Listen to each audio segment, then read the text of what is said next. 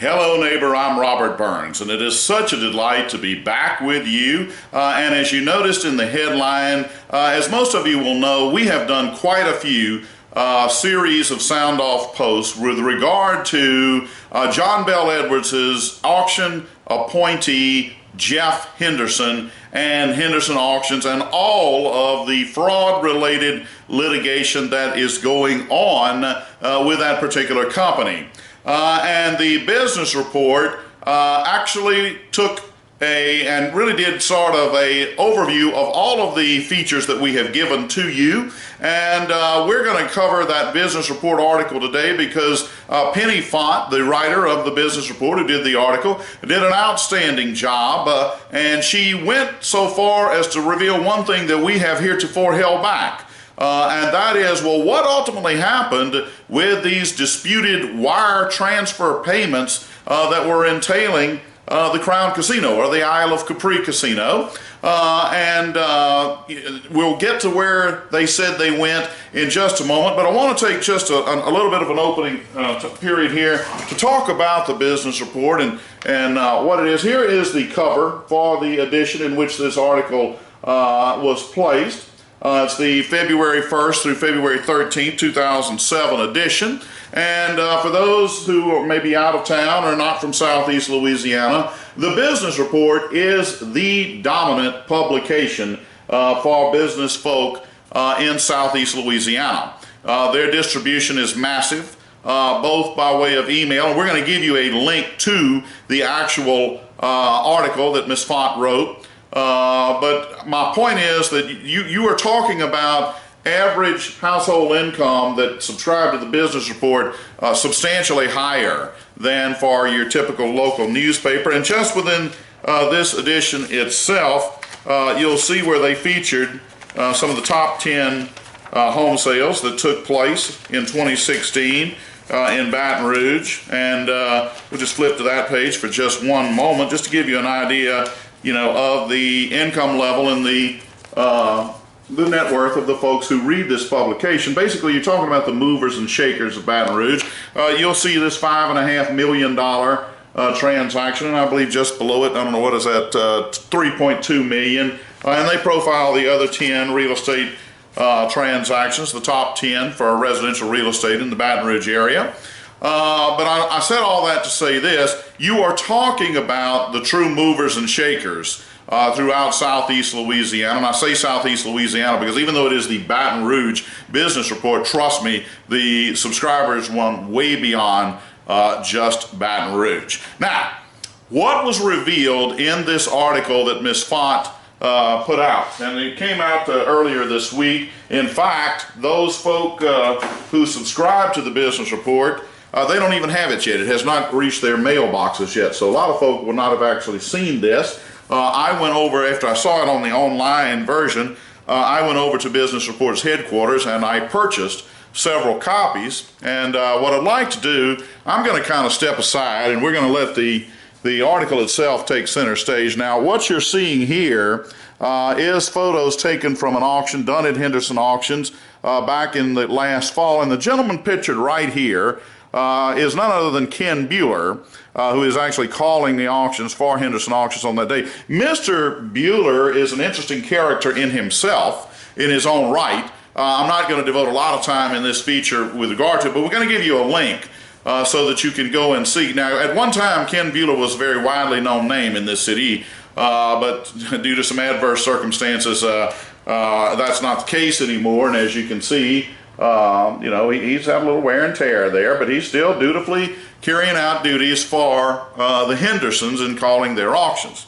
Mr. Bueller himself in 2011 was the subject of civil litigation for the fraudulent use of interstate commerce instrumentalities. It was taking place in Judge Brian Jackson's courtroom. I went to all 4 days of that trial, much to the chagrin of Mr. Bueller, who served as his own defense attorney, and had a little conference with Judge Jackson in which I'm told he got quite irate in the presence of the other attorneys, demanding that I be removed from the courtroom, to which Mr. Jackson, I'm told, you know, they have that little staticky thing going to where the audience can't tell what all's being said up there. in his little, conferences that they have with the judge. And I am told by a couple of attorneys there that Judge Jackson told him, no, sir, this is a public trial, and Mr. Burns, nor anyone else, will not be told to leave by this court. But at any rate, I didn't mean to get too sidetracked with that. But there again, you have Mr. Bueller, who in 2011, now he had numerous other problems beyond that. We're going to give you the link so that you can go in and look at Mr. Bueller's past. But let's start to just take a look at this article.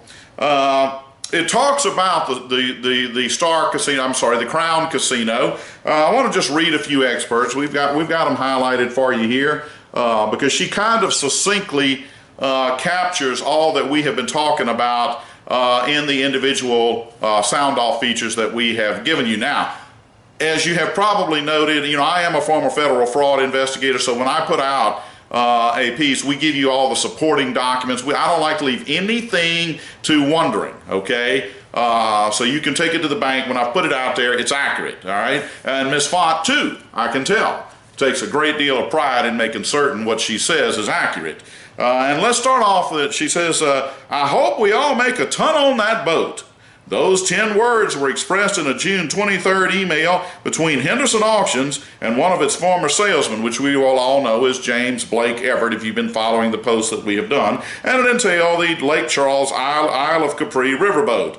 Nearly 4 years later have passed since that was written, and the message is now Exhibit 4 in an enthralling and rather nasty fight in Baton Rouge federal court. One rife with allegations of backroom deals, fraud, deception, and of course, missing money. And that's going to be the core revelation of what came out in the Business Report article. We'll get to in just a second that we have withheld to this point.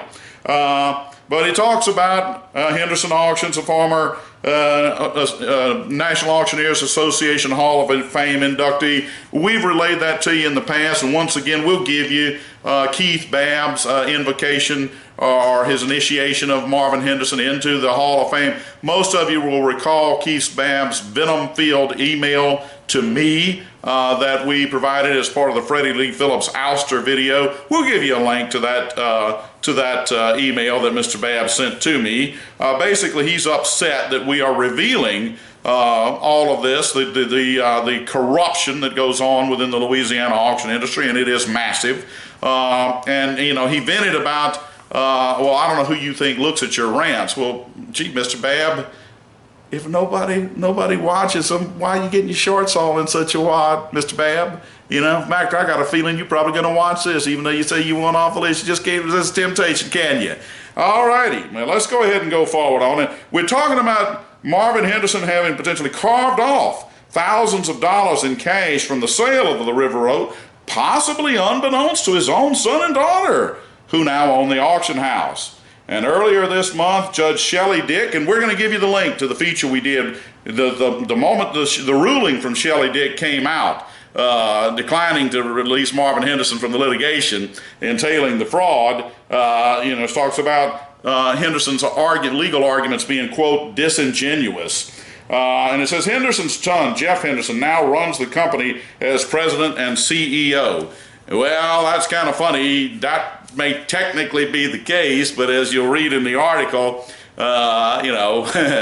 Marvin Henderson was prominently on that website as chief executive officer until this whole litigation took place. And it's kind of ironic how all of a sudden, I don't have any involvement with Henderson Auction. Whoa, boy, that's going to sure fly in the face of all the history of what all has taken place at Henderson Auctions, because everybody who knows anything about it knows Henderson Auctions is Marvin Henderson. Without him, there is no Henderson Auctions, and everybody knows it, and everybody knows who's called the shots over there. So, and they also point out that Jeff Henderson has served on the Louisiana Auctioneers Licensing Board under the past two governors. That's up here in this little section. And let me just say this, at the point that Governor Bobby, we have zero tolerance for corruption, Jindal appointed Jeff Henderson to the board, the state of Louisiana was suing him for an alleged over $200,000 in unpaid sales taxes. So quite a unique little definition of you know, we don't have any tolerance for corruption. And don't even get me started on the current governor in that regard. So over the years, Henderson Auctions has encountered other legal challenges. Court documents indicate Henderson pled guilty to mail fraud in the Middle District of Alabama for 1988, for which he received a 36-month suspended sentence and 3 years probation, during which he was tasked with 300 hours of community service, according to U.S. District Court Probation and Pretrial Services Office letter. Well, that's a letter we've had up there for about 5 or 6 years now. We'll give you the direct link to that letter. Now, more recently, it filed a lawsuit blaming First Guarantee Bank for its loss of $1 million through alleged fraudulent wire transfers. The company has also had run-ins with the revenue departments of Mississippi and Louisiana. Well, we've had the litigation from Louisiana. We've had the tax lien that was filed by the state of Mississippi recorded into 21st Judicial District Court. We'll give you links to all of that.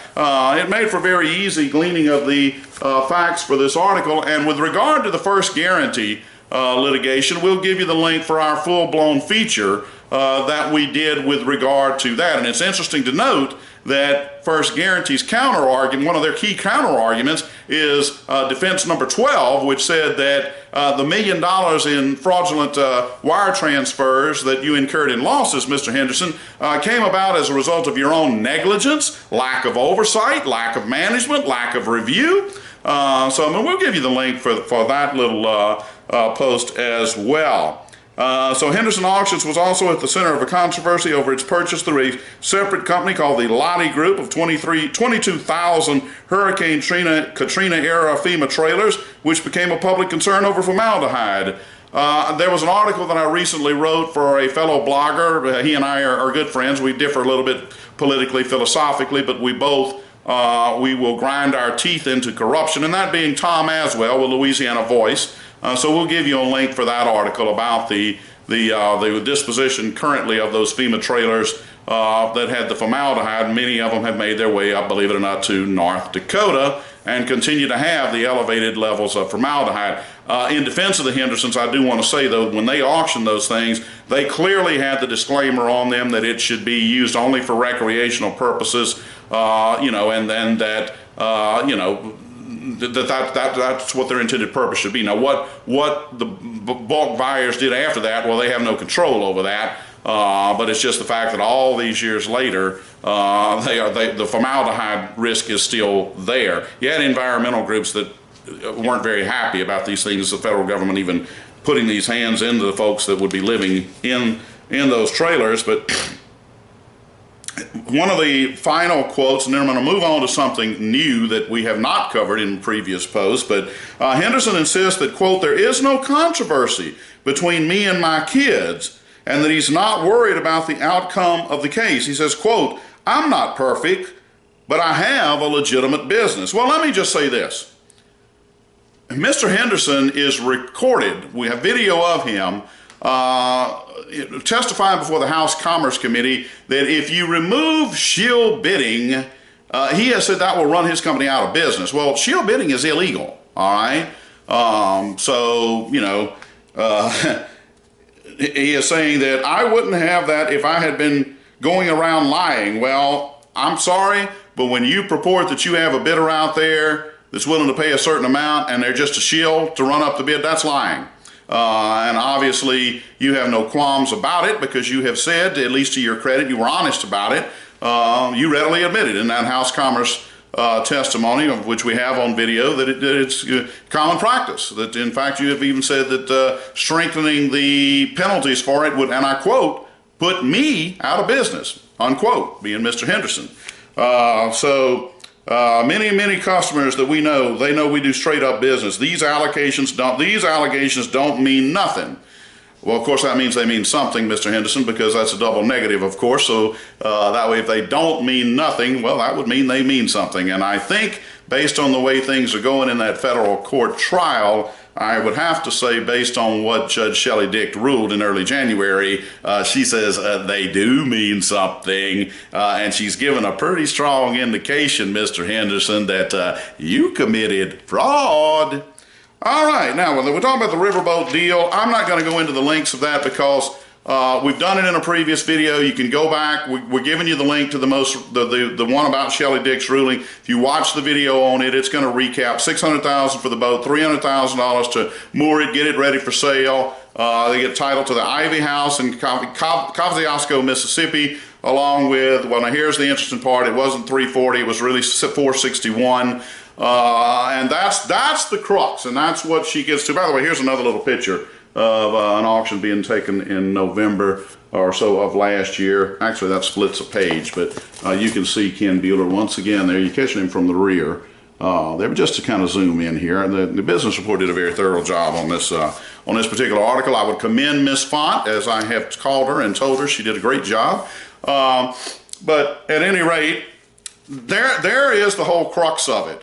What about the disparity between the $340,000 and the $461,000 that was actually wired from the buyer of the boat?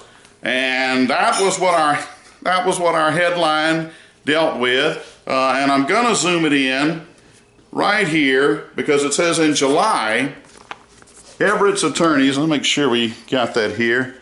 In July, Everett's attorney filed another exhibit, this one called, quote, advances to Marvin for his girlfriends. Okay, so it's now kind of come out. I hope it's right there in the camera. I believe it should be. Yeah, for his girlfriends.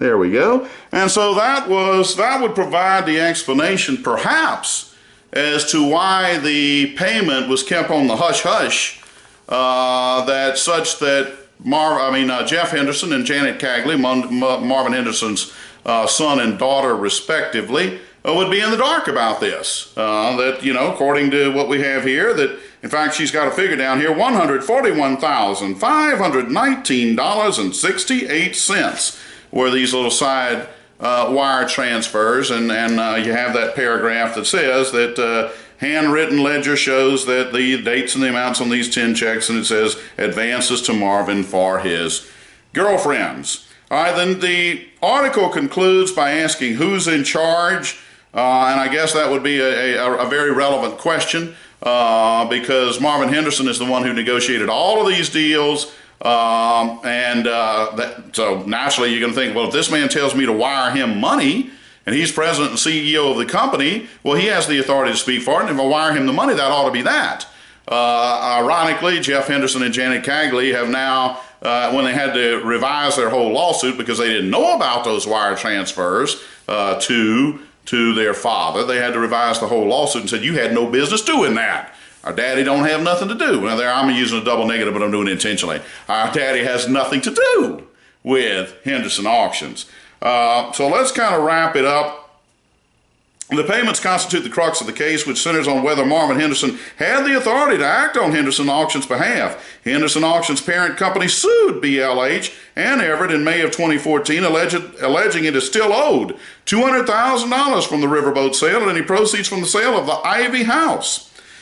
And it talks about Marvin Henderson and whether or not he is or isn't the CEO, and that the website prominently indicated he was CEO till all these problems surfaced up where it's convenient for him not to be the CEO, and the website's been changed to reflect Jeff as being the CEO. Now, Judge Dick said that Marvin Henderson's actions could constitute the manifestation of authority that Henderson Auctions allegedly gave Marvin Henderson to act on its behalf. It appears that Marvin failed to inform his daughter, Janet Henderson Cagley, about the details of the new arrangement regarding the vessel sale transaction.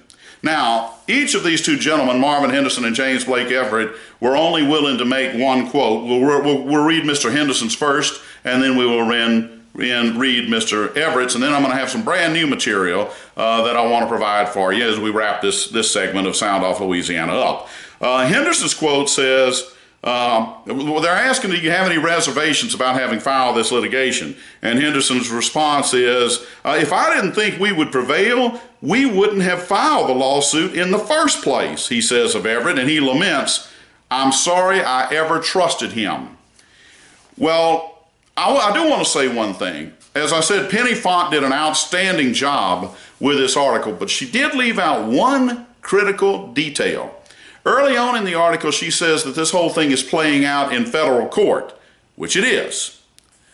But that's not where it originated, okay? And Marvin Henderson can say, well, we wouldn't have filed this if we didn't think we were going to prevail. Well, the part that's left out of this article is he filed in 21st Judicial District Court in Livingston Parish, where even in another part of this article it says he is a political power broker over there, okay? So Marvin Henderson had no doubt, hey, we're going to win this thing because it was going to be home cooking going on over there in Livingston Parish courtroom. That's the bottom line, all right? Well, Blake Everett, has some legal counsel that could easily see that ain't gonna happen, all right? We're not playing this game on your home turf, okay? My client resides in Mississippi. You're in Louisiana. We have diversity of citizenship. We're moving this whole thing into federal court. And I would have to say this ain't even remotely playing out the way Marvin Henderson or Jeff Henderson or Janet Cagley intended in their initial filing, because they had never had any idea they'd be having to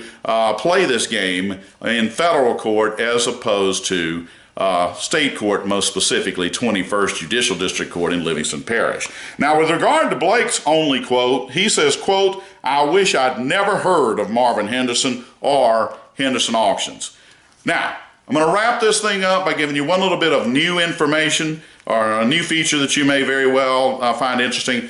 A lot of times maybe you lose focus. I talked about First Guarantee Bank and that Jeff Henderson apparently let $1 million go floating right out the window through what First Guarantee alleges is his own negligence, lack of oversight, lack of review, that sort of thing. And $1 million, that's nothing to sneeze at, okay? But one of the things maybe his attention was divided too much, because you're about to see about a 1 minute and 14-second clip of Jeff Henderson. And trust me, that's major, because this man does not speak very much. At least everything I've observed. You're lucky if you get him to say 5 words in a board meeting, and I've been to every one since he was named on the board, and I mean, he is not a man of many words.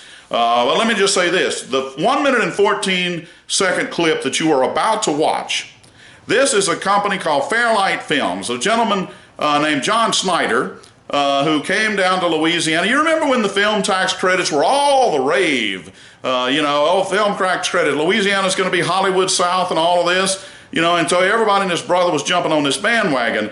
Well, you're about to see Jeff Henderson. You're about to see him say, for Louisiana investors, invest with us.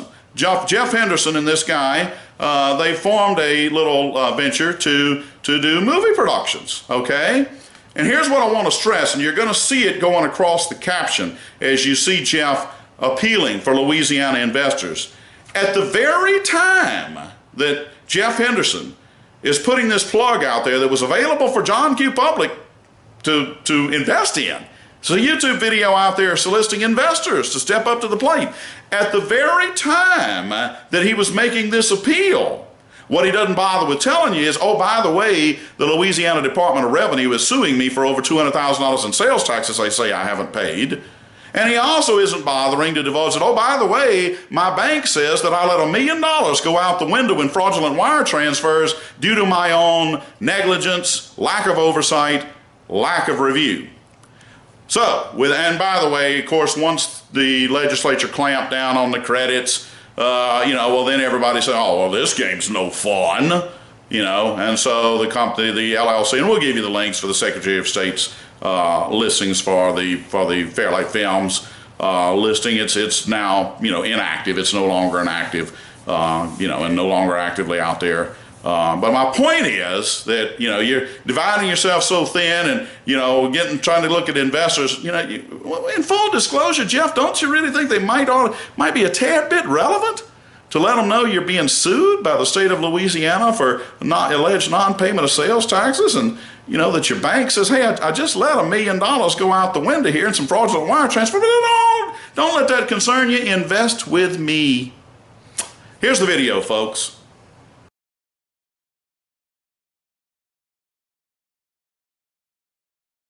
For the investors in Louisiana, this is a great opportunity. Tax incentives, it's remarkable. Louisiana is leading the nation in this film industry and their tax incentives. For a business perspective, it's a great opportunity. John has a way of writing and telling a story that he and I were driving down the road, and he's telling me parts of the story, he actually tears up, and I have chills as we're driving along, and he's really has a grip on this storytelling. You would think that he actually lived here all of his life, and John has an air about him like he's a local guy. You would never suspect, if people go out on the street, people meet him and they have no clue that he's not from Louisiana. Oh, this is a totally new venture for me, but extremely excited about it. I know we're going to go a long way. Fairlight Films is going to be a benchmark in Louisiana for the film industry.